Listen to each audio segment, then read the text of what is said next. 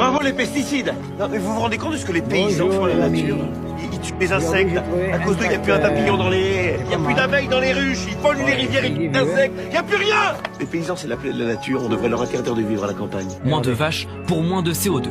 C'est une recommandation de la Cour des comptes. Tête de Wam, j'ai vu sur une route départementale un tracteur. J'ai vu un tracteur qui ralentissait tout le monde. Bon, je suis désolé, je vais encore vous dire que c'est la faute des agriculteurs. Tu sais, dans 10 ans, il y aura plus de viande, il y aura plus d'éleveurs, il y aura plus de bouchers.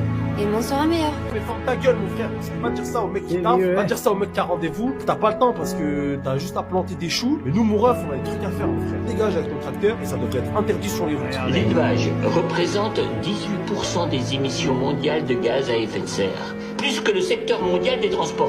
L'élevage est donc une cause décisive du réchauffement climatique de notre planète et c'est cette catastrophe qu'il convient d'éviter en réduisant notre consommation de viande. Ce n'est pas l'affrontement que les agriculteurs sont venus chercher, mais leur colère est spectaculaire. Des barricades de pneus enflammés, des tonnes de fumier et des hectolitres de lisier déversés.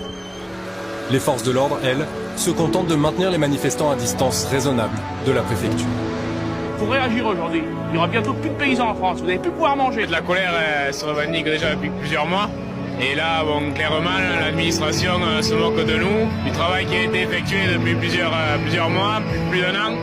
Donc oui, aujourd'hui, ça se traduit par la colère. On travaille 15 heures par jour, et on croule sous les lettres. Et tous les mois, le prix de la viande baisse un peu plus. Et les grandes surfaces qui nous prennent nos produits au rabais. Car depuis un an, syndicats agricoles et chambres régionales d'agriculture ont travaillé sur la carte des zones agricoles défavorisées qui ouvrent droit à des subventions. Douche froide en décembre quand paraît la carte du ministère qui exclut, dans le Tarn-et-Garonne par exemple, plus de la moitié de ces communes. La subvention de l'ordre de 7 000 € pour la plupart de ces agriculteurs est alors vouée à disparaître. Si nous la supprimons, ça nous enlève un